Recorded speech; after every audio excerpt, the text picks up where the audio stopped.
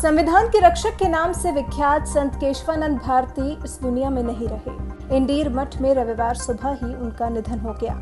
केशवानंद भारती ही वो शख्सियत थे जिन्होंने संविधान में संशोधन की संसद की असीमित शक्तियों पर लगाम कसने वाला सिद्धांत 1973 दिलवाया। मतलब कि केशवानंद भारती ने ही याचिका दाखिल की थी जिस पर फैसला सुनाते हुए सुप्रीम कोर्ट ने व्यवस्था दी कि उसे संविधान के किसी भी संशोधन की समीक्षा का अधिकार है।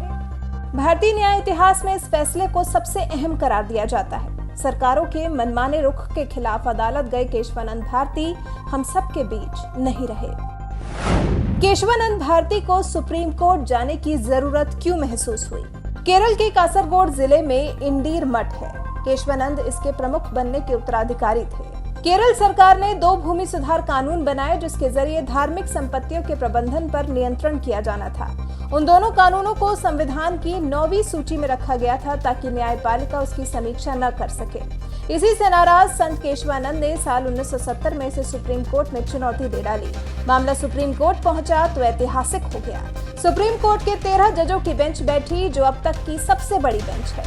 68 दिन सुनवाई चली जो कि अपने आप में एक रिकॉर्ड है और फिर 703 पन्नों का फैसला सुनाया गया।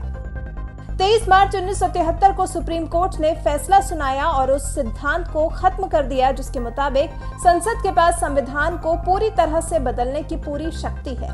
चीफ जस्टिस SM सीकरी और जस्टिस HR खन्ना की अगुवाई वाली 13 जजों की बेंच ने फैसला सुनाया। सुप्रीम कोर्ट ने कहा, संसद के पास संविधान के अनुच्छेद 368 के तहत संशोधन का अधिकार तो है, लेकिन संविधान की मूल बातों से छेड़छाड़ नहीं की जा सकती।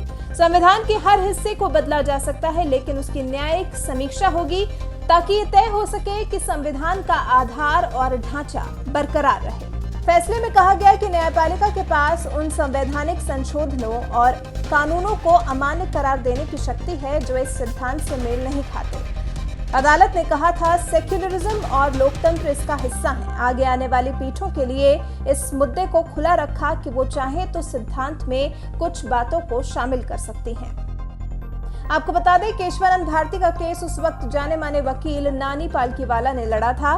13 जजों की बेंच ने 11 अलग अलग फैसले दिए थे जिसमें से कुछ पर वो सहमत थे और कुछ पर असहमत।